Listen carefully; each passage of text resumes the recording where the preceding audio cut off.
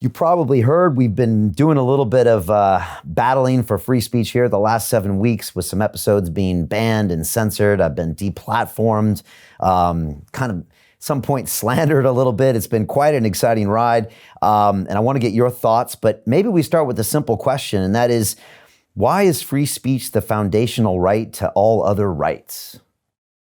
If you can't express your thoughts through your words, then all other rights are meaningless, because that's how you initiate moral progress in civil rights, is first by expressing them, by articulating the arguments for why other people should accept those rights, the right to protest against governments that suppress rights, arguments with private companies or why they shouldn't censor you. All that depends on you being able to articulate that.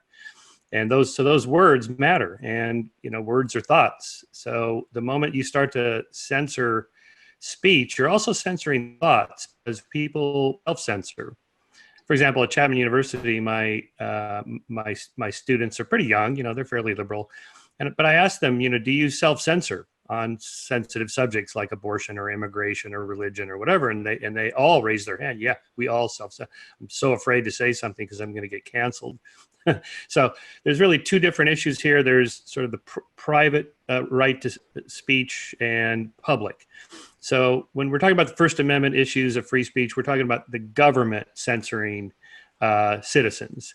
And so the First Amendment in the United States here protects your right to say whatever you want without the government censoring you. You can protest the government. You can argue against the administration's policy, whatever you want.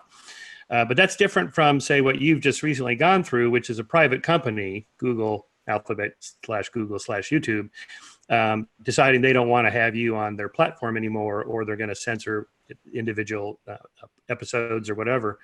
That is their right to do so. The government can't come into a private company and say, you have to put so-and-so on the air. What if it's being used as a public utility? Was that? What if it's being used as a public utility? So there's a little gray area there. Yeah. I admit. Now, first of all, I argue that they shouldn't do this. Now, maybe it's their right to do so. Okay, I argue they shouldn't do that, because then they become a gatekeeper for which ideas the public wants to hear. So first of all, it's not just your right to speak, or in this case, your guest's right, Ike, to speak. It's my right to listen. Maybe I want to hear what this guy has to say. Now, in my case, I disagree with Ike and his theories, but so what? Maybe somebody else, comes to your platform. Ooh, I can't wait to hear this guy. What's he got to say? And then boom, it's censored. It's like, well, what about my right to listen, not just his right to speak? So there is that. And then, so basically in the book, I argue from there, why should we listen to what other people have to say? And so it begins with that it's my right to listen as well as it is your right to speak. But also by listening to what other people have to say, even if I'm right and they're wrong, or at least I think they're wrong and I think I'm right, I strengthen my own arguments by listening to what other people have to say that disagree with me. So, for example, again, back to my students, they're mostly pro-choice on the abortion issue because they're fairly liberal. But I asked them, what's the best arguments for pro-life? What are their best arguments? Can you articulate them? And most of them can't. They have no idea what the other side argues. So I tell them, paste John Stuart Mill, he who knows his own side of the argument, only his own side of the argument, doesn't even know that. You're really not a pro-choice arguer if you don't know what the pro-life arguments are. And saying something like, well, Republicans just hate women. No, that's not their argument.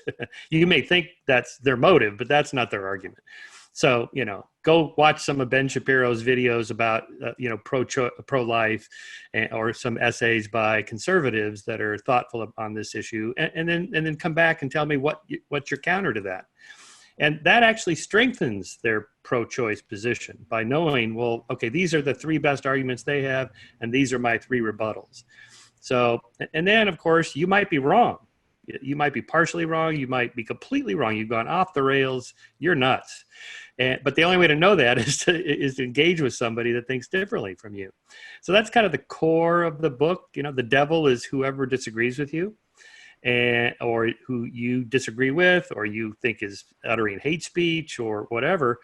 and we want to give them their due for your own safety's sake. Because the moment you sign off on any kind of censorship, what happens when you're the voice, in the lone voice in the wilderness, and you want to be heard? You want to push back against the establishment and the dogma, and you've already said, well, it's okay to censor people, so we're going to censor you. It's like, but wait, I have something to say. Nah, too bad.